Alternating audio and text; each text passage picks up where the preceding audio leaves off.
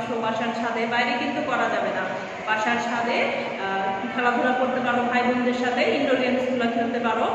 তো সাথে সাথে পড়ালেখাটাও নিশ্চয়ই করছো, আমি জানি আমার লক্ষ্মী ছাত্রছাত্রীরা সবাই আমার কথা শুনছে এবং তারা পড়ালেখাটাও করছে এবং তাদের মনটাকে ফ্রেশ রাখার জন্য ঘরে বসে যা কিছু করার দরকার তাই করছে।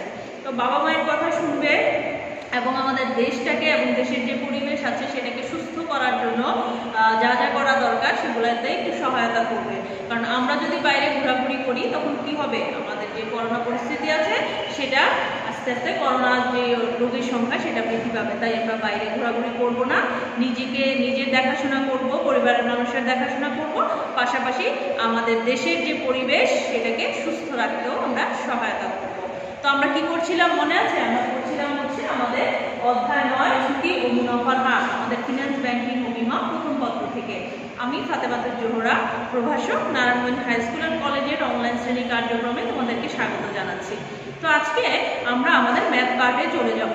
এই চ্যাপ্টারে বলেছিলাম যে এখান থেকে কিন্তু থিওরি এসেছিল মাত্র একবার, কিন্তু বাকি যতবারই ছিল সবসময় কিন্তু বোর্ড কোশ্চেন হিসেবে ম্যাথগুলাই এসে থাকে। আর যেহেতু ম্যাথগুলো খুবই ইজি, সেজন্য এই চ্যাপ্টারটাকে আমি চুজ করেছি তোমাদের জন্য, যে যাতে খুব সহজে আমরা যেহেতু অনলাইনের মাধ্যমে ক্লাস করছি যেন এই চ্যাপ্টারটা আমরা বুঝতে পারি। আর অন্যান্য চ্যাপ্টারের ম্যাথগুলো বলেছিলাম একটু ক্রিটিক্যাল এবং একটু বড়, যেহেতু অনলাইনে মানে অনেক সময় বোঝারও সমস্যা হয়ে থাকে, সেই কারণে হচ্ছে এই যে ছোট চ্যাপ্টারের ছোট ম্যাথগুলো দেখেই এই চ্যাপ্টারটাকে চুজ করা।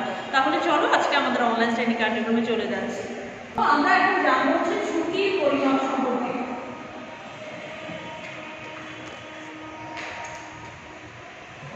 ঝুঁকির পরিমাপ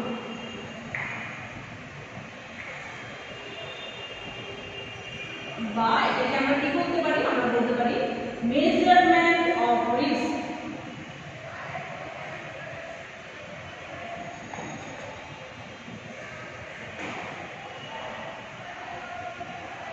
তো যে কোনো ব্যবসা প্রতিষ্ঠানের জন্য তাদেরকে সফল হওয়ার জন্য কিন্তু অবশ্যই ঝুঁকিটা পরিমাপ করে নিতে হবে। কারণ ঝুঁকি যদি পরিমাপ না করি তাহলে কি হবে, তাহলে আমরা কতটুকু মুনাফা করছি বা আমরা একটা ব্যবসা প্রতিষ্ঠান চালাতে গেলে কি কি ঝুঁকির সম্মুখীন হতে পারি, আমার সামনে কি কি রিস্ক আসবে, সেগুলো কিন্তু আমরা মোকাবেলা করতে পারবো না। সেই জন্য যিনি একজন ব্যবসায়ী তাকে কিন্তু খুব ভালোভাবে এই ঝুঁকিগুলো পরিমাপ করতে হবে। তো ঝুঁকি কাকে বলে বলেছিলাম মনে আছে? ঝুঁকি বলতে আমরা বলেছিলাম যে প্রকৃত আয় থেকে প্রত্যাশিত আয়ের যে পার্থক্য সেটাকে বলা হয় ঝুঁকি। প্রকৃত আয় মাইনাস প্রত্যাশিত আয়।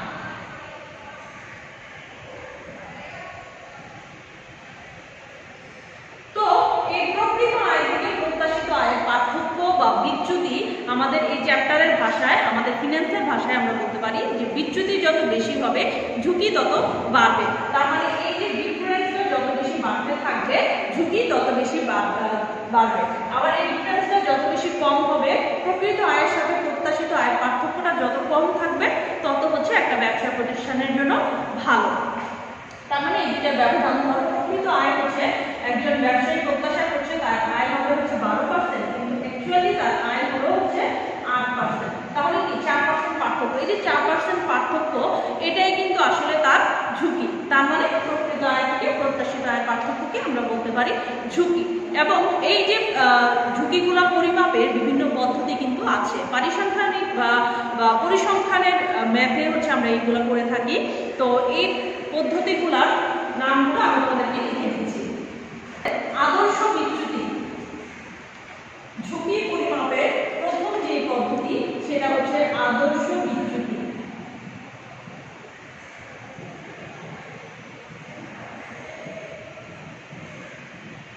বা স্ট্যান্ডার্ড ডেভিয়েশন। আবার বলছি স্ট্যান্ডার্ড ডেভিয়েশন।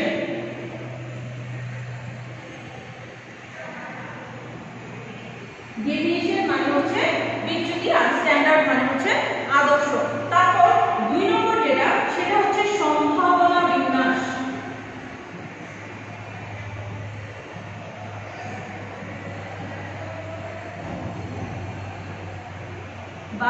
এটাকে আমরা বলবো প্রবাবিলিটি ডিস্ট্রিবিউশন। দুইটা নামই কিন্তু আমাদের খুব ভালোভাবে জানতে হবে, কারণ ম্যাথ করতে গেলে দুইটা নামই আমি ইউজ করবো, সেজন্য তোমাদেরকে দুটো নামই কিন্তু মনে রাখতে হবে।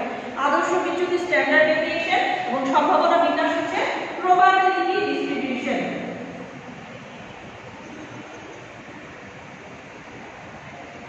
probability distribution।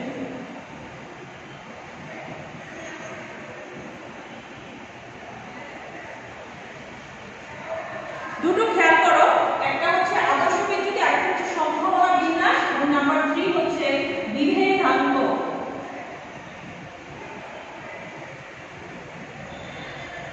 বিভেদাঙ্ক বা কোএফিশিয়েন্ট অফ ভেরিয়েশন।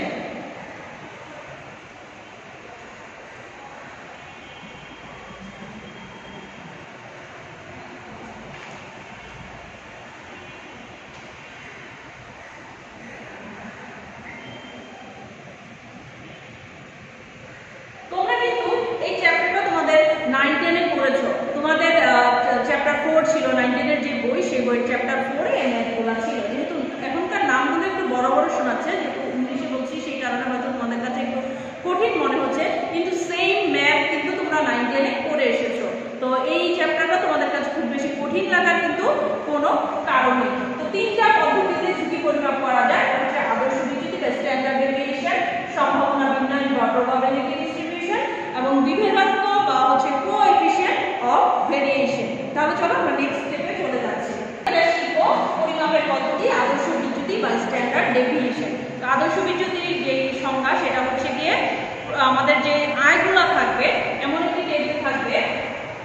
টেবিলটা দেখে তোমাদের সংজ্ঞাটা বর্ণনা করি। প্রথমে এই ম্যাথের ক্ষেত্রে তোমরা করেছো আয়ের হার দেওয়া থাকবে, এবং সেখানে হচ্ছে বছর এবং আয়ের হার দুটো ঘর থাকবে। ধরো 3টা বছরের যদি করি 10%, 12%, 15%। তো আদর্শ বিচ্যুতিটা কি জিনিস? আদর্শ বিচ্যুতিটা হচ্ছে এই যে আয়ের হারগুলা, সেখান থেকে গড় আয় বা এভারেজ যে রিটার্ন আছে, আয়ের হারটা আমরা কি বলি? রিটার্ন বা আর। তো এই যে প্রতি বছরের আয়ের যোগফল থেকে গড় আয়ের যে বর্গ থাকে সেটাকে আমরা কি করব? বছর দিয়ে যখন ভাগ করব তখনই হচ্ছে আমাদের যে আদর্শ বিচ্যুতি বা স্ট্যান্ডার্ড ডেভিয়েশন বের হয়ে যাবে। তো আদর্শ বিচ্যুতির এই যে এই চিহ্নটা দেখো, নিচ থেকে গুণ করে আমরা হচ্ছে এই চিহ্নটাকে আমরা বলবো সিগমা। এই চিহ্নটাকে আরেকটা নাম আমরা বলতে পারি, সেটা হচ্ছে সিগমা।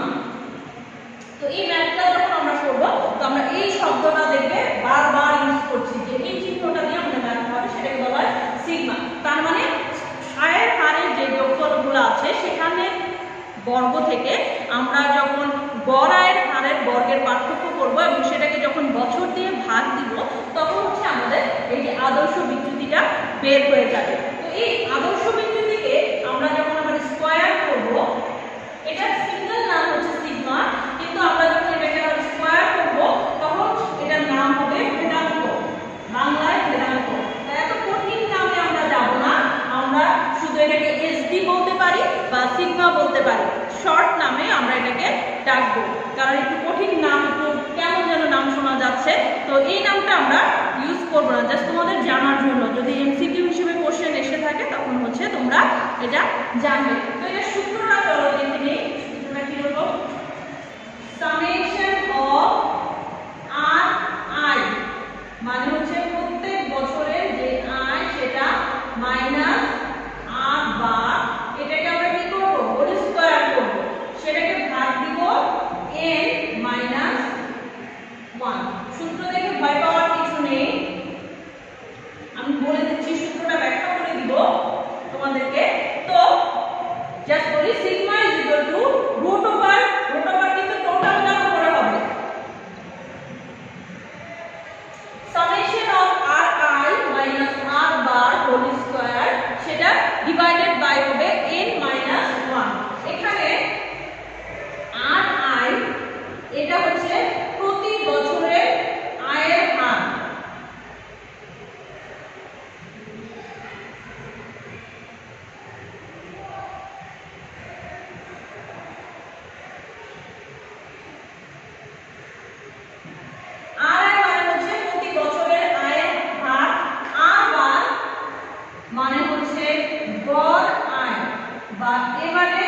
বিটার। এভারেজটা কি তোমরা জানো তো? এভারেজ মানে হচ্ছে ধরো তোমাদের ক্লাসে 50 জন শিক্ষার্থী আছে, তো এখন আমি জানি তোমাদের কারো বয়স হতে পারে 16, কারো 17, কারো 18, কারো 20, এরকম 50 জনের 50 রকমের বয়স থাকতেই পারে, আবার কারো কারো মিল থাকতে পারে, আবার কারো কারো অমিলও থাকতে পারে। তো আমরা একটা যদি জরিপ করি যে একাদশ বা দ্বাদশ শ্রেণীর শিক্ষার্থীদের, একটি ক্লাসের দ্বাদশ শ্রেণী ধরি, যে দ্বাদশ শ্রেণীর ক্লাসের শিক্ষার্থীদের এভারেজে বা গড়ে তাদের বয়স কত, তখন কি করতে হবে? তখন তোমরা 50 জন শিক্ষার্থীর যে বয়স আছে সেই সবগুলো বয়সকে টোটাল একসাথে যোগ করে 50 দিয়ে যখন আমি ভাগ দিব তখন সেটা হচ্ছে এভারেজ বের হয়ে যাবে।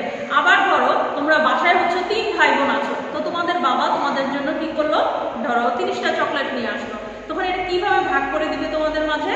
ভাগ করতে হলে কি করতে হবে? সেটাও কিন্তু গড়, যে তোমরা টোটালি আসলে 3 ভাই বোন কয়টা করে চকলেট পাবে, তখন কি করবে? 30টা চকলেট টোটাল, সেটাকে 3 ভাই বোনের মাঝে যেহেতু ভাগ করবে তো 3 দিয়ে ভাগ দিতে হবে, তখন কি হবে? 10টা চকলেট তোমরা পাবে। সেম এভারেজের ক্ষেত্রে যে সবগুলো আমরা যোগ করব, তারপর যত নাম্বার তত দিয়ে ভাগ দিব, এভারেজটা বের হয়ে যাবে। তারপর আর কি বাকি থাকলো? আমরা আড়াই দেখলাম, 8 বার দেখলাম, বাকি থাকলো হচ্ছে n। n মানে নাম্বার অফ ইয়ার্স, সেটা হচ্ছে বছর সংখ্যা।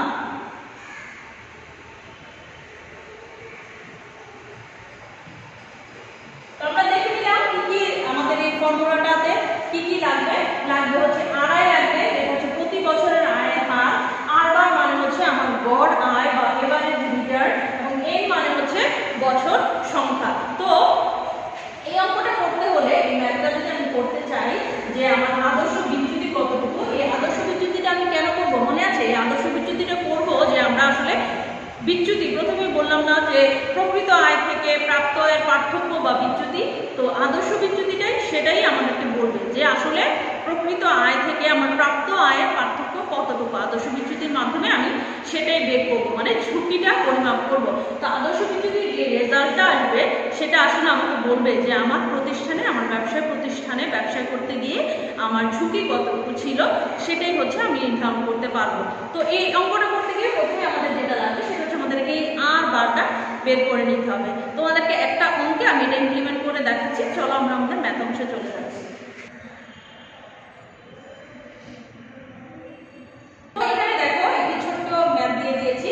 নিম্নে একটি প্রকল্পে 2016 থেকে 2019 সাল পর্যন্ত আয়ের হারগুলো দেওয়া হলো। তো আদর্শ বিচ্যুতির এই অঙ্কটির এই ম্যাথটির একটি বৈশিষ্ট্য হলো যে এই ম্যাথটি আসলে পূর্ব যে বছরগুলো, আগের যে বছর, ভবিষ্যৎ নিয়ে কিন্তু কাজ করে না। তো এই ম্যাথটি চিন্তা হলে প্রথমে আমাদের কি দেখতে হবে যে এইগুলো কি করে, পূর্বের যে বছর সেই বছরগুলার আয়ের হার নিয়ে কাজ করে। তো এই চ্যাপ্টারে যেহেতু বলেছি যে ঝুঁকির অনেকগুলো ম্যাথ থাকে, তো বোঝার জন্য তোমাদের এই ম্যাথটি বোঝার জন্য একটি উপায় হলো যে পূর্বের বছরগুলো খেয়াল করবে। পূর্বের বছর এবং আয়ের হার যখন দেওয়া থাকবে তখন আমরা আদর্শ বিচ্যুতির ম্যাথ করব। তো দেখো কি কি দেওয়া আছে। দেওয়া আছে বছর 2016 সালে যে একটি প্রতিষ্ঠানের কথা আমরা বলছি, 2016 সালে এই প্রতিষ্ঠানটির আয় হয়েছে 20%।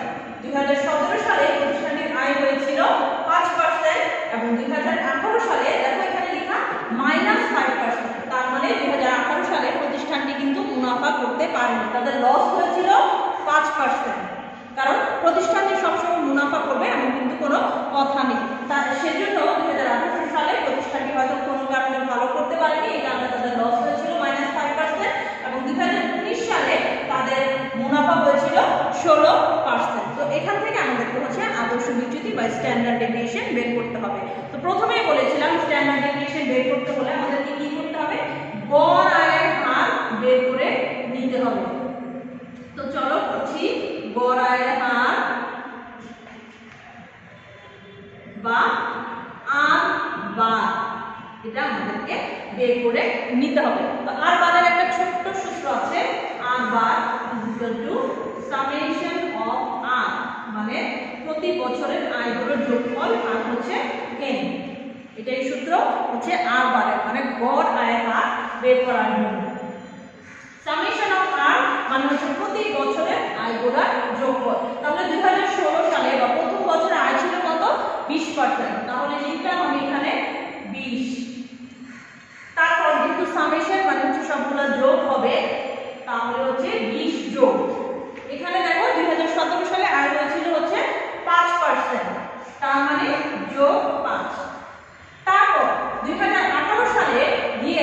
হলো? লাভ হয়েছিল, লাভ হলে আমরা যোগ করবো, কিন্তু এখানে কি হয়েছিল? লস হয়েছিল। তার মানে এখানে কি হবে? -5 লস হয়েছিল, তার মানে আয় থেকে সেটা আমাদেরকে বাদ দিতে হবে। তারপর 2019 সালে কত ছিল? 16%, তার মানে 16 যোগ করব। তারপর ভাগ হচ্ছে n, মানে বছর সংখ্যা দিয়ে ভাগ করব। বছর সংখ্যা দেওয়া নেই, এটা হচ্ছে একটা আমাদের জন্য সহজ কোশ্চেন যে কয়টা বছর, দেখো এখানে কয়টা বছর? 1 2 3 4, তার মানে n মানে হবে 4 বা 4। তাহলে সবগুলো যোগ করি, কত হয়? 20 5 25, 25 থেকে আবার কি হবে? -5 হবে, তার মানে 20 যোগ হচ্ছে 16, তাহলে হচ্ছে 36। ভাগ হবে বছর সংখ্যা 4 দিয়ে, তাহলে হচ্ছে আসবে 9। এবং এই অঙ্কটির ক্ষেত্রে অবশ্যই মনে রাখতে হবে এই ম্যাথগুলো হবে পার্সেন্টেজ হিসেবে, যেহেতু আমরা আয়ের হার বলছি। তো গড় আয়ের হার কত আসছে? আসছে হচ্ছে গড় আয়ের হার 9%। দেখো 16 সালে ছিল 20%, 17 সালে ছিল 5%, 2018 সালে ছিল -5% এবং 2019 সালে ছিল 16%। কিন্তু এই প্রতিষ্ঠান এবারে যে কত টাকা ইনকাম করলো, তারা কি এবারে যে লাভ করতে পারলো নাকি লস করতে পারলো 4 বছরে? তাহলে আমরা দেখলাম এবারে যে গিয়ে প্রতিষ্ঠানটি প্রতি বছর 9% করে তাদের লাভ হয়েছে। তো এখান থেকে আমাদের হচ্ছে ঝুঁকিটা পরিমাপ করতে হবে। ঝুঁকি পরিমাপের জন্য প্রথমে বলেছি আর বার বের করে নিতে হবে। এবার হচ্ছে আমরা বের করবো ঝুঁকি বা আদর্শ বিচ্যুতি। তো আদর্শ বিচ্যুতির সূত্রটি একটু আগে লিখেছিলাম, sigma equal to summation of Ri minus R bar whole square divided by n minus 1। এরকম ছিল সূত্রটি, খেয়াল করতে পারছো? তো চলো আমরা ম্যাথটা করতে থাকি। এটা হচ্ছে সামেশন, মানে প্রতি বছরের ইন্ডিভিজুয়াল আয় থেকে গড় আয়কে বাদ দিতে হবে। তো প্রথম বছর বা 2016 সালে আমাদের আয় ছিল 20%, তাহলে হচ্ছে 20, প্রথম বছরে 20, সেখান থেকে কি করতে হবে? আমাদের গড় আয়টা বাদ দিয়ে নিতে হবে। তো আমরা বের করেছিলাম গড় আয়, এখানে লিখে রেখেছি, আমি মুছিনি তোমাদের সুবিধার জন্য, 9%। সেটাকে কি করতে হবে? স্কয়ার করতে হবে, যোগ, যেহেতু প্রথমে ছিল সামেশন ছিল, তাহলে আমাদের যোগ করতে হবে। তারপর দ্বিতীয় বছরে খেয়াল করি, দ্বিতীয় বছরে আয়ের হার ছিল 5%, সেখান থেকে গড় আয়টা বিয়োগ দিতে হবে, 5 - 9 হোল স্কয়ার।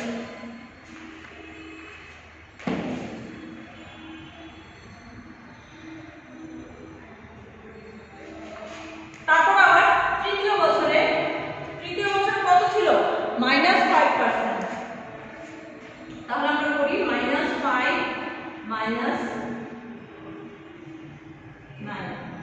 আবার যোগ। চতুর্থ বছরে ছিল আমার 16%, গড় আয়ের হার, চতুর্থ বছরে আয়ের হার ছিল 16%, সেখান থেকে গড় আয়টা মাইনাস দিব, 16 - 9 স্কয়ার। এটা মুছে দিই। তাহলে এবার হচ্ছে ইন্ডিভিজুয়ালি বিয়োগ, নিচে ভাগ কত হবে? n - 1, তার মানে আমাদের বছর কত ছিল? বছর হচ্ছে 4টা, সেখান থেকে হচ্ছে -1 দিব, তার মানে 4 বিয়োগ 1, টোটালটাকে আমরা কি করব? রুট ওভার দিয়ে দেব। তাহলে প্রত্যেকটা ইন্ডিভিজুয়ালি বিয়োগ করে দেখো, 20 থেকে 9 মাইনাস দিলে কত হয়? 11, তাহলে 11 স্কয়ার।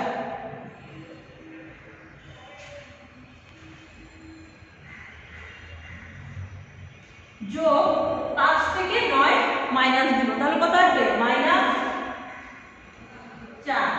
স্কয়ার, যোগ -5 থেকে -9 কত আসে? -14 স্কয়ার, যোগ ওটা দেখো 16 থেকে 9 মাইনাস করব এবং সেখানে হচ্ছে স্কয়ার করব, তাহলে আসলে হচ্ছে আমাদের 7 স্কয়ার। তারপর নিচে থাকবে কত? 4 থেকে যদি 1 বিয়োগ দেই সেখানে হচ্ছে আমাদের 3। যেহেতু আমাদের প্রশ্নের কাজটা শেষ, আমি মুছে দিচ্ছি তোমাদের জন্য প্রশ্নটা। তো এখান থেকে আমি তোমাদেরকে এই পাশে নিয়ে আসছি তোমাদের সুবিধার জন্য, তাহলে কি হবে?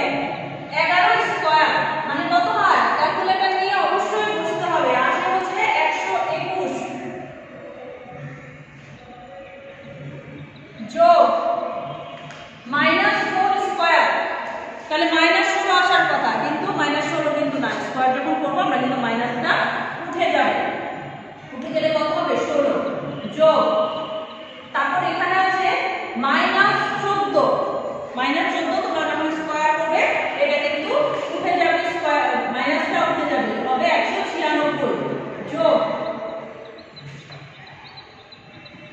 7 স্কয়ার বা 7 স্কয়ার মানে হচ্ছে 49, নিচে থাকবে হচ্ছে 3।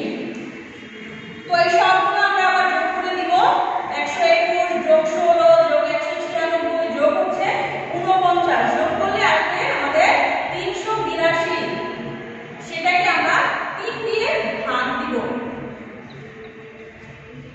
আসবে হচ্ছে 3 একে 3, 3 দুগুণে 6, 12, 127.33। ভাগ দেওয়ার পরে আমরা এটাকে রুট ওভার করব। খেয়াল রাখবে আগে কিন্তু রুট ওভার করা যাবে না, প্রথমে আমরা এটাকে ভাগ দিব তারপর রুট ওভার করে দিব, আসবে হচ্ছে 11.28%। তার মানে এই প্রতিষ্ঠানের ঝুঁকি কতটুকু, অবশ্যই পার্সেন্টেজ দিতে হবে। এই প্রতিষ্ঠানের ঝুঁকি হচ্ছে 11.28%। তো আমাদেরকে এরকম দুটো করে দেওয়া থাকবে, দুটো প্রতিষ্ঠানের আয়ের হার এবং কিছু বছর দেওয়া থাকবে এবং বলা হবে যে এই কোন প্রতিষ্ঠানের ঝুঁকি হচ্ছে বেশি। তো আমরা এরকম ভাবে ম্যাথগুলো করব এবং করার পরে আমাদের এরকম রেজাল্ট আসবে, দুটো প্রতিষ্ঠানের নিশ্চয়ই দুটো রেজাল্ট আসবে। আসার পরে আমাদেরকে যদি বলে যে কোন প্রতিষ্ঠানের ঝুঁকি বেশি, তখন যে প্রতিষ্ঠানের আদর্শ বিচ্যুতি যত বেশি হবে সেই প্রতিষ্ঠান হচ্ছে তত ঝুঁকি, ওই প্রতিষ্ঠান বেশি রিস্ক। তার মানে আমরা যদি বিনিয়োগকারী হই, আমরা হচ্ছে ওই প্রতিষ্ঠানগুলো যদি এরকম বিবেচনা করে দেখি যে যে প্রতিষ্ঠানের আদর্শ বিচ্যুতি যত বেশি সেই প্রতিষ্ঠান কিন্তু তত বেশি ঝুঁকিও বেশি। তো নেক্সট ক্লাসে ইনশাআল্লাহ আমরা আরো করবো, আমরা হচ্ছে নেক্সট ক্লাসে প্রবাবিলিটি ডিস্ট্রিবিউশন বা সম্ভাবনা বিন্যাস দিয়ে শুরু করব এবং এই ম্যাথটা আমরা পরে আবার রিভিউ করব। যাদের বুঝতে সমস্যা হবে বারবার একটু ভিডিওগুলো একটু চেক করবে, দেখবে এবং বইয়ে তোমাদের এরকম অনেক ম্যাথ দেওয়া আছে। প্লাস হচ্ছে আমরা যে বইটা ফলো করছি, তোমাদেরকে যে বইটা দিয়েছি সেখানে কিন্তু কর্মপত্র দেখবে যে উদাহরণগুলো শেষ হলে একটা কর্মপত্র দেওয়া আছে, ওখান থেকেও তোমরা একটু প্র্যাকটিস করে নিবে। তোমরা এই ম্যাথগুলো কিন্তু আগেও করেছো, আমি বলছি 9-10ও করেছো, জাস্ট একটু দেখলে কিন্তু তোমাদের মনে আসবে। বা এটা দেখার পরে 9-10 মনে আসার পরে আমার ক্লাসগুলো একটু দেখবে, দেখার পরে দেখবে ইনশাল্লাহ তোমরা খুব ইজি ওয়েতে ম্যাথগুলো করতে পারছো। তো বাসায় প্র্যাকটিস করবে, কারণ practice makes a man perfect. আমি চাই আমার শিক্ষার্থীরা সবাই পারফেক্ট মানুষ হোক, শুধুমাত্র পড়ালেখার দিক দিয়ে না, একজন ভালো মানুষ হবে, মানবিক দিক দিয়েও তারা ভালো হবে, সব দিক দিয়ে তারা ভালো হবে, মা বাবার কথা শুনবে, শিক্ষকদের কথা শুনবে এবং দেশের অকল্যাণ বয়ে আনবে এমন কোনো কাজ আমার শিক্ষার্থীরা করবে না। ঠিক আছে, তাহলে ভালো থাকবে, সুস্থ থাকবে, নিরাপদে থাকবে। আল্লাহ হাফিজ।